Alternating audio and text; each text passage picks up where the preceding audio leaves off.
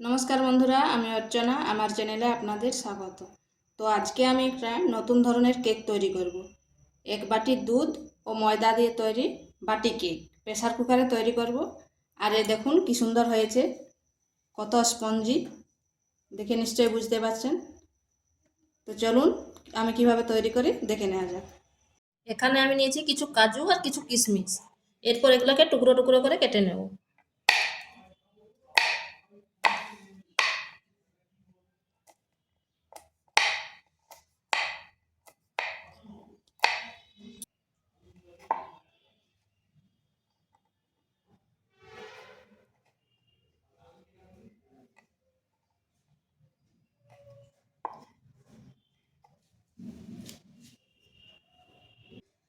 আর নিয়েছি কয়েকটা চেরিগুলোকে এরকম ছোট ছোট করে কেটে নিচ্ছি।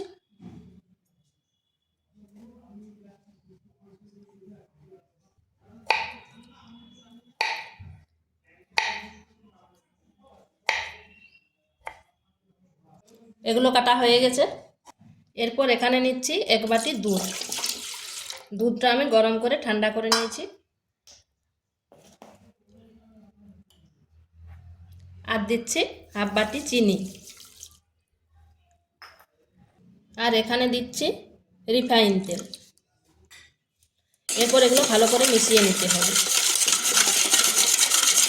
কেক করার সময় চিনিটা ভালোভাবে যেন গুলে যায়, তারপর কেক করতে হবে। আর চিনি যদি থেকে যায় তাহলে কেকটা কিন্তু ভালো হবে।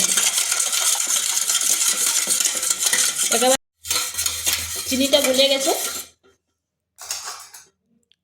এরপর এখানে দিচ্ছি এক বাটি ময়দা।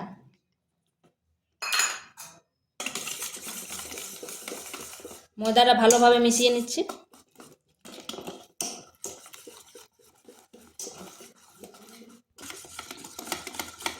এখানে আর একটু ময়দা লাগবে, একটু পাতলা আছে।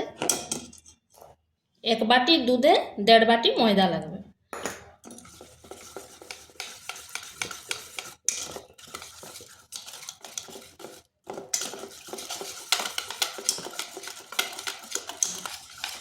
এটা বেশ কিছুক্ষণ ধরে ফেটিয়ে নিতে হবে। যত ফেটাবে কেকটা তো সুন্দর এবং স্পঞ্জি হবে।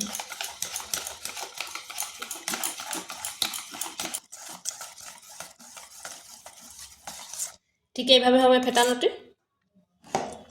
এখানে আমি কিছু ড্রাই ফ্রুটস দিচ্ছি, কাজু আর চেরি আর কিশমিশ।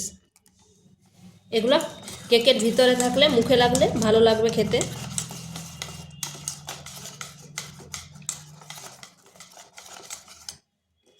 এরপর এখানে দিচ্ছি 1 চামচ বেকিং পাউডার। এরপর ভালোভাবে এটা মিশিয়ে নিচ্ছি।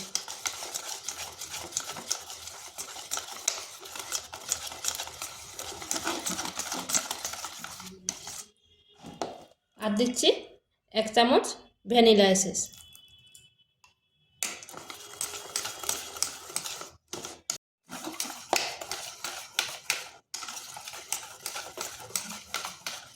এটা আমার হয়ে গেছে।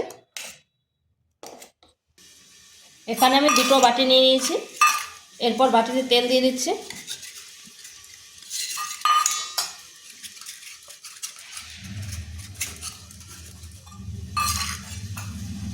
এরপর এখানে ময়দা দিয়ে দিচ্ছি। ময়দা দিলে কি হবে, তাড়াতাড়ি উঠে যাবে সহজে। এইভাবে 4-5টা দিয়ে নিচ্ছি।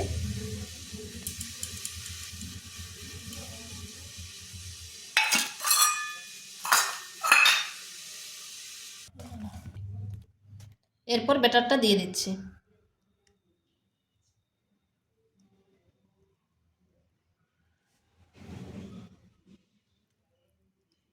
খেয়াল রাখতে হবে বাটিগুলো ভর্তি করে দেবনি। এখানে একটা কুকার বসিয়েছি, স্ট্যান্ড দিয়ে দিয়েছি। কুকারটা আগে থেকে গরম করে নিয়েছি।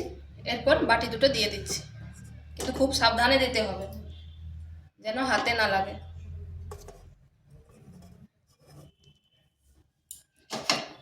এরপর এই ঢাকাটা খুলে দিয়েছি, ছিপিটা দিয়ে পরে 15 থেকে 20 মিনিট মিডিয়াম আঁচে রেখে দিচ্ছি। এরপর আমি 5 মিনিট পর খুলে দিচ্ছি।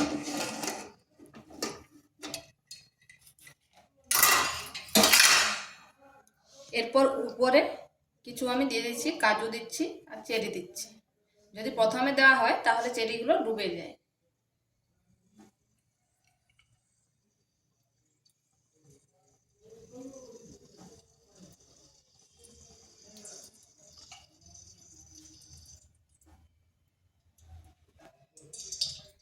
দেখুন কি সুন্দর লাগছে।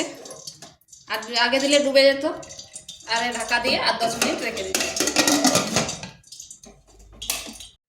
এটা আমার হয়ে গেছে। এগুলো আমি নামিয়ে ঠান্ডা করে নিয়েছি। এরপর একটা ছুরির সাহায্যে এইভাবে 4-5টা এরকম করে দিলে দেখুন ঠান্ডা হয়ে যেতেই এগুলো নিজের থেকেই সরিয়ে ছেড়ে গেছে। এরপর হালকা একটু করে দিলে উঠে যাবে।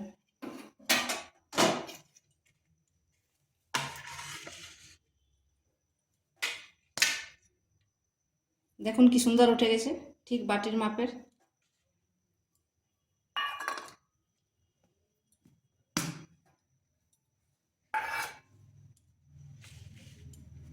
আর কতটা স্পঞ্জি হয়েছে দেখুন।